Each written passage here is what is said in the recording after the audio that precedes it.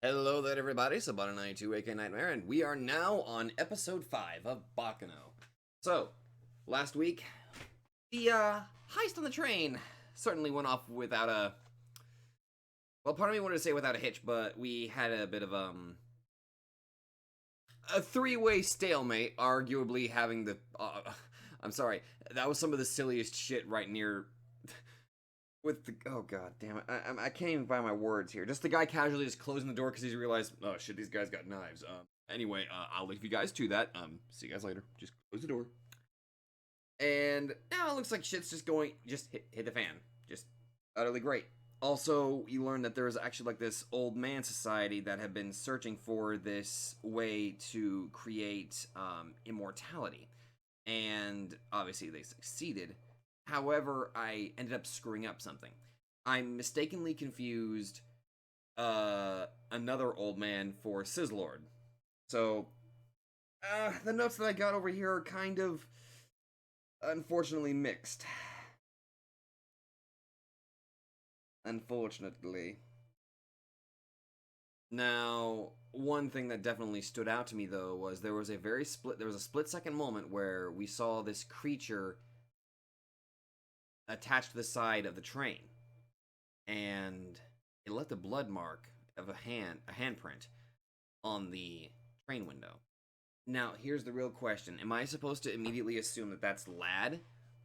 Or maybe that's the actual rail tracer, the thing that they were talking about much earlier? I'm not entirely sure. However, we definitely got a little bit more into Lad's psychology, somewhat, and his relationship with Lua. Seemingly, again, it's a very interesting pair. Lua seeming to not really give two shits about her own life, and Lad stating that he wants to save her for last. It's interesting. On top of that, we did get like a single. We did get to see a little subplot here about Eve looking for her brother, and I'm still sticking with my theory about what happened to him. Like he's probably sleeping with the fishes or something like that. Or who knows? Maybe he's the rail tracer. I mean, fuck. If anything's possible, if there's immortality, what's to say that this Dallas dude might actually just be the rail tracer or some shit like that? Regardless, shit's going down, and not entirely sure what the hell's gonna happen. Now, let's jump right in, because I got my notes, and I'm ready to take them. Okay, I kind of get what they were talking about. Okay. Unfortunately, though, I think I've already got something that I can kind of expect in the next episode. So it looks like Ennis brought out some sort of syringe. Okay. That kind of gives me an idea of what I think I might know what it is. I have an idea, but I'll share that whenever I get started in the next episode. Okay, so in this episode, we got a little bit more about Jacuzzi. He seems to be, his personality is interesting. He acts like he's constantly just legitimately terrified, and then all of a sudden he'll start showing a sense of bravado while still kind of seeming and appearing meek. And with that one scene that we saw, with him being surrounded by those three goons, he was acting as if he was like a perfect bait, and then he was literally threatening, I really don't want to kill you guys. So it makes me wonder what would happen if he actually took to the pitch and actually attempted to kill them. It's got me thinking. Now, on top of that, though, I gotta say, Barium's wife. Yeah, I forgot what her name was. Regardless, the wife of the senator, using the white coats as a bit of a scapegoat to kind of distract the black coats. Smart, very smart. And then that ending thing, that the appearance of what is must be the rail tracer. Also, speaking of the rail tracer, we haven't seen anything about Lad for a bit. Why am I saying that? Because he just fucking vanished. He did not make a single appearance in that episode. Hell, even Isaac and Miria got an appearance. Almost everybody got an appearance except for fucking Lad. And Lua. And now my argument's destroyed. No, I don't think, no. No, no, no. Because one of the theories I had going on right now was that maybe Lad had gotten on the side of the train and was like climbing around madly, kind of because we've seen that there are people that are able to do that, like that one woman. What was her name? I wrote it down, I think. I'm sorry, the woman in the fatigue, as they described her. Like, she was climbing around the train so effortlessly. So, oh shit, that actually adds her as a suspect. She could easily just okay, fatigue woman. She could easily be a suspect to be the rail tracer. However, now that we know that this Sizzlord dude is able to absorb people and there's this homunculus shit, I am legitimately confused. Like maybe the rail tracer is literally its own sentient being. Because what I've been doing with this show is that I've been trying to tackle it like it's a mystery anime or some sort of mystery story. However, with all these fantastical elements, a large amount of my arguments and a lot of my theories that I had initially started to develop are they're essentially cast aside.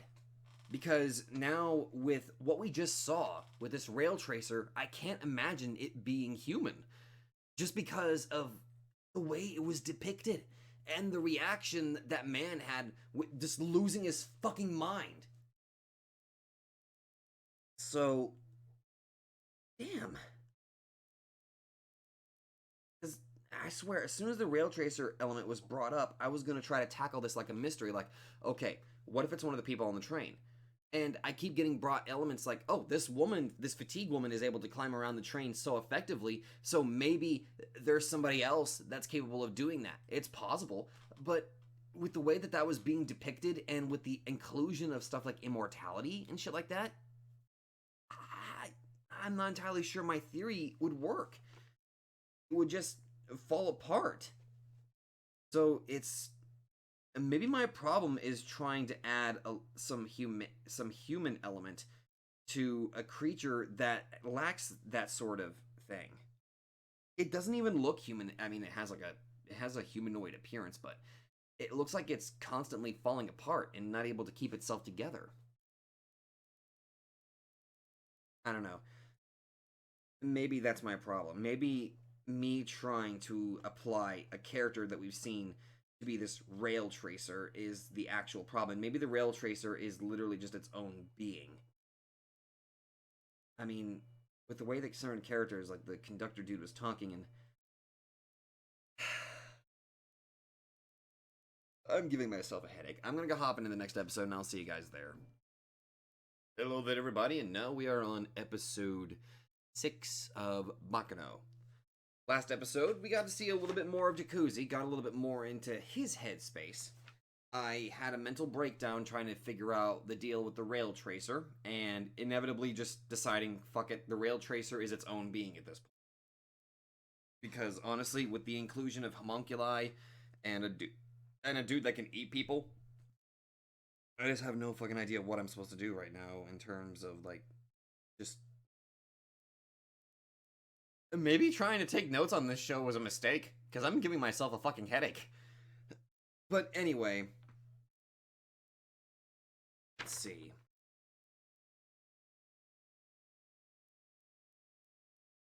That's about it. Last episode, I got to see something horrifying, which was the rail tracer, and apparently broke the mind of one of the people that I'm assuming survived for the time being. And aside from Mary's mother actually doing a decent job trying to save her daughter by using the white coats, it seems like on top of that, one thing I completely forgot to talk about, seeing Firo be inducted into the family, as well as the realization of Maiza being an immortal as well, at least to Firo, first time he realized that Maiza was immortal. Seeing that entire process, and of course, the fact that Isaac got shot, but he's alive, so he's an immortal too. So, yeah, that's pretty much all I got. And aside from a couple more mooks trying to find Dallas, which Yeah, that fucking that search is not going very well, is it now? Oh, good lord. I'm wondering how this episode's going. I'm gonna go ahead and get started. The actual phrase is Auf Wiedersehen. Okay. Don't know the right. I have no fucking idea how to decipher what the fuck I just witnessed with that episode preview, but I can at least tackle what the hell happened right now. So in this episode, Eve has officially been kidnapped by the Gondor family, and the information broker sent that one guy to kind of seemingly keep an eye on them. So obviously it should be pretty easy to track down the kidnappers, I would think, if he was watching or possibly following the guy. And on top of that, I finally figured out who the fuck Dallas was. So there's me being a little stupid. Didn't realize that that dude was Dallas this entire time. I'm a freaking moron. Had a little bit of a scuffle with best couple Isaac and Miria, and Anise actually came in to help them out. Showed a very cute and endearing little smile, and asked them, "Oh, by the way, can you help me carry them to my car?" And ending the episode with Sizzlord injecting, well, not really Sizzlord himself, but Anise injecting something into Dallas. Now, I don't know. I don't think it is the immortality juice. At least I don't think it is. Because that's literally what they are trying to find right now. So it's got to be something else. Whether the next episode tells me what he had done to Dallas or not, I'm not entirely sure. I'm not even entirely sure if I'll be able to figure that out in the next episode. Unfortunately, though, Eve has been kidnapped, which is the much more dire situation that's kind of going on right now, where she needs to be rescued. That should be fucking obvious. Got to see a little bit more of the Rail Tracer's carnage, and unfortunately, it's starting to look like my theory about the Rail Tracer being Lad is starting to fall apart.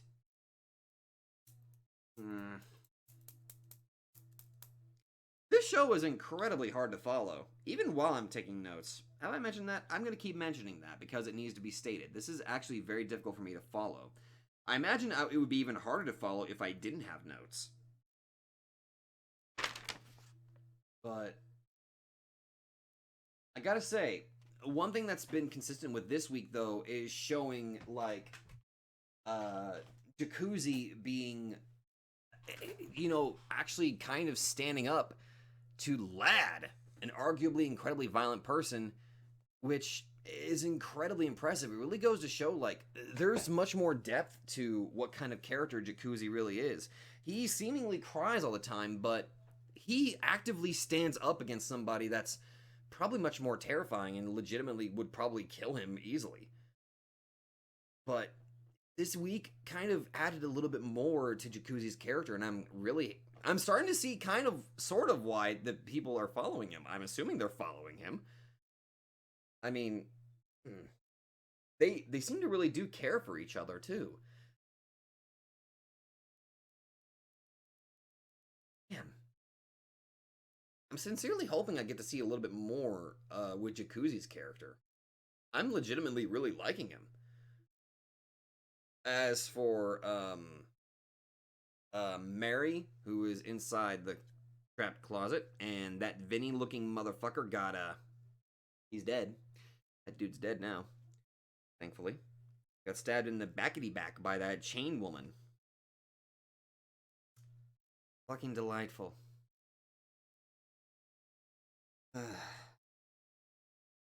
But I'd say the highlight of this episode, definitely, well, I guess this could be said about pretty much every episode. The highlight of the episode is literally just, you know, Isaac and Miria. But Jacuzzi, he earned himself several badassery points with this week at least. Definitely earning his spot, like, right next to Isaac and Miria in terms of how much I'm really, really, really liking his character. Lad is Lad. I think that goes without saying. I'm assuming that next week we're going to be dealing with the kidnapping of Eve and possibly what the fuck happens to Dallas. Or who knows, maybe the show's not even going to ever tell me what happened to Dallas, and it's going to be leading it up to, like, you're just gonna have to play guesswork or something like that. Hey, fuck you. If you want to figure it out, go read the mangas, cause the manga goes pretty fucking long, I tell you. Apparently. Regardless, that's where I'm ending it this week. So if you all like this, be sure to let me know. I'm gonna give myself some freaking headache medication. I'm just gonna lay down. Thank you all very much for watching, and I'll see you guys next time.